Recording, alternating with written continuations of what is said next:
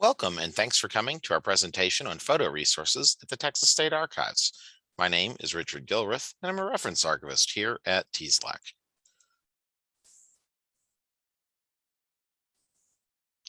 So in this session, we're going to talk about an introduction to our prints and photographs collection, how to access these materials both online and on site, how to request reproductions to use our images, and how to understand some copyright issues. And finally, we'll end with a brief question and answer session. We are located in downtown Austin, Texas, by the Capitol building. Currently, our archives reading room is open to the public by appointment. We always like to share an overview of TSLAC's mission and the services and programs that our agency provides to Texans. Today's webinar is part of our mission to provide Texans access to needed information, and in particular, information that helps you find archival photographs. These are our three service areas. If you want to learn more about our agency, please visit our website.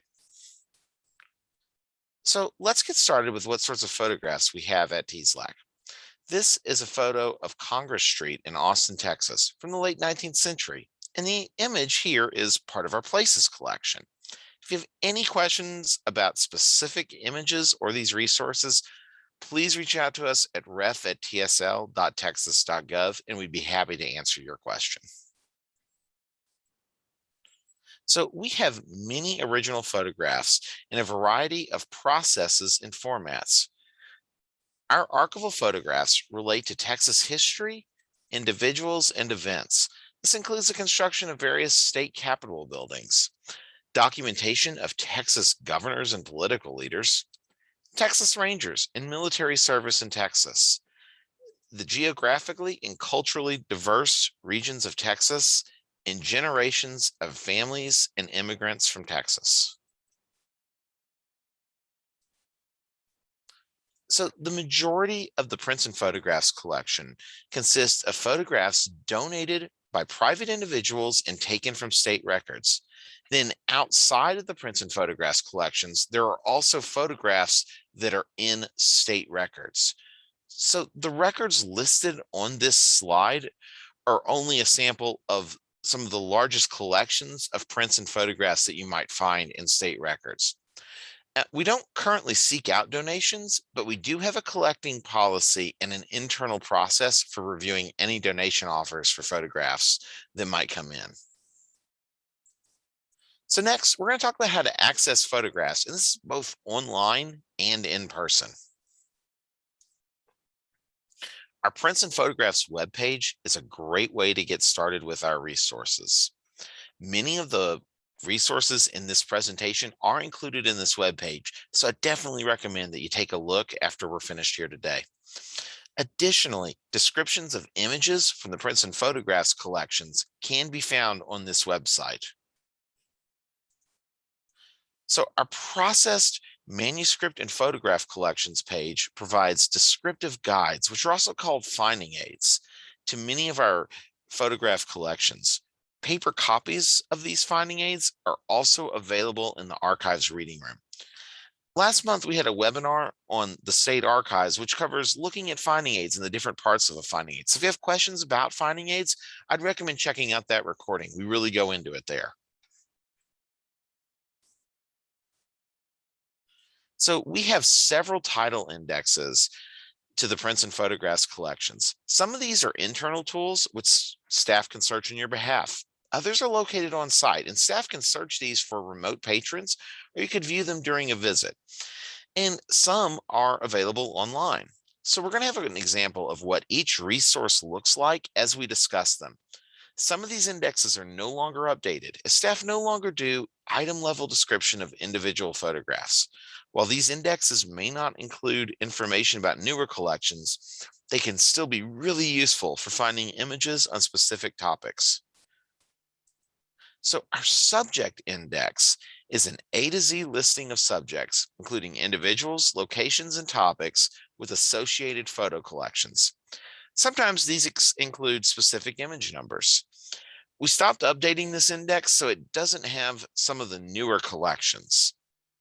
And staff can search this index for remote patrons. And if you visit, you're welcome to use it during your trip. The photograph collection database, pictured to the right now, is an internal database which lists each photograph collections, topics it covers, and other information. This one is internal, so staff can search this on your behalf if you contact us. Next, we have the browsing guides.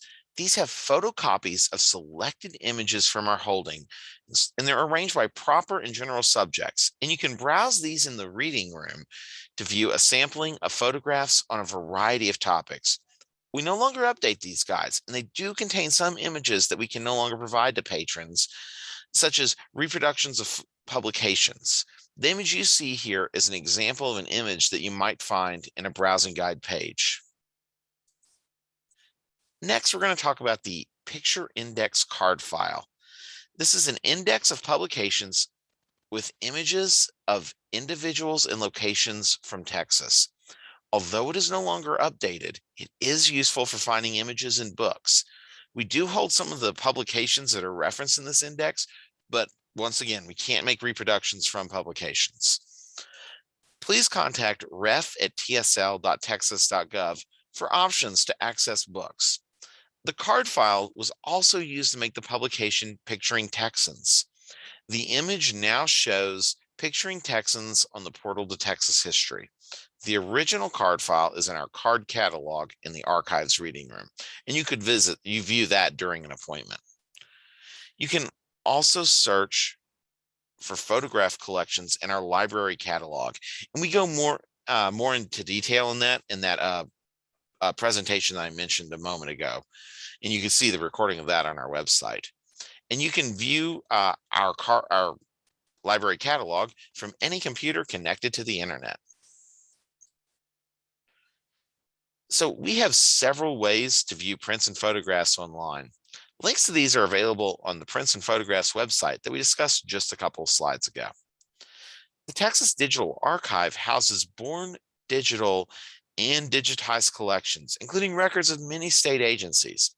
And the TDA includes a page on prints and photographs, which lists many of our collections. Some images may also show up as part of different collections of state records. Our search tips page is a great point to get started with research in the TDA. TDA search tips can be accessed by hovering your mouse cursor over the Need Help icon, and you can see it up there, and then clicking on Navigation and Search Tips in the drop-down. And then it'll lead you to a page like this, and there's a number of different topics, and you might want to do the prints and photographs one. Next, we'll show an image that appears in the TDA. This comes from our John A. Hewlin papers and shows soldiers during World War I. We also have some images available on our Flickr Commons webpage. This includes images not available on the TDA at present, though we do plan to add them later. Our Flickr webpage was created before the TDA to showcase items that we digitized, like this image of the Texas Capitol architectural drawings, which is available on our Flickr Commons. Finally, our online exhibits include many photographs. If we've done an exhibit on a topic that you're researching, you might want to check that exhibit for photographs. You can access online exhibits from our main website by clicking on Archives and Reference, and then the icon for online exhibits. This photograph that you see here of a woman and two children is featured in our lobby exhibit, Women's Vote, Women's Power. You can also access prints and photographs on site. You will need to wear gloves while handling photographs, and we also have a number of tools that can help you access photographs, like magnifying glasses, a light table that can be very useful for negatives, and other tools that could be helpful depending on the material you're working with. Some materials may not be available due to Public Information Act or statutory restrictions. And finally, The material request form pictured here is necessary to request access to any photograph that's not available online. The form is on our website, but you could also email ref@tsl.texas.gov to request a copy. So next, we're going to discuss how to request reproductions, how to use our photographs in publications and for display, and information about copyright for our holdings. Some images have already been digitized, but some images require digitization or may require rescanning. Regardless, if you want to request to use something, the reproduction request form is how you would do so. And for digitized items, it's how you submit a digitization order. Sometimes we may only have lower resolution images that were created years ago, and you might need a higher resolution image suitable for publishing or printing. If you ever have a question about image resolution, please contact us and we can give you more information. The reproduction request form is available on our website. You can also email ref@tsl.texas.gov for a copy of the form. So once again, whenever you want to request to use images, you need to submit a completed reproduction request form. Now, state records typically don't fall under copyright, but state agencies receive a lot of different items, and some of those might fall under copyright. And some items might be in the public domain. We do suggest that you do your own research on that, and it's your responsibility to determine the copyright status of an item prior to using it. And TSLAC does not make determinations regarding copyright. So you can contact us by mail, phone, or email. Our standard response time is typically 7 to 10 business days, but please let us know if you have a deadline for your request that requires a response sooner, and we'll do our best to work within your timeline. When you are contacting us, it's helpful to provide us with as much information as possible, like collection titles or box numbers, or the types of photographs you're seeking if it's a specific person or event, for us to better assist you. If you don't have that kind of information, let us know what you're researching and we can point you in the right direction and help get you started. You also may have seen earlier that we mentioned one of our service areas is the Sam Houston Regional Library and Research Center in Liberty, Texas. If you're interested in their holdings, we recommend that you contact them directly. So in summary, we talked about prints and photographs at TSLAC. We talked about how to access photos, both on site and online. We talked about requesting reproduction and how to use our materials. And many of these resources are on our Prints and Photographs webpage. It's worth reiterating and putting the link out there because that's really the first point to get started with accessing those materials. If you're curious about any of the images that you saw in this presentation, here's a list of their citations. Now, I know there's a lot of images here, so if you have any questions about a specific image, please don't hesitate to email ref@tsl.texas.gov, and we'd be happy to help you out with that. Thank you for attending, and we're open for questions.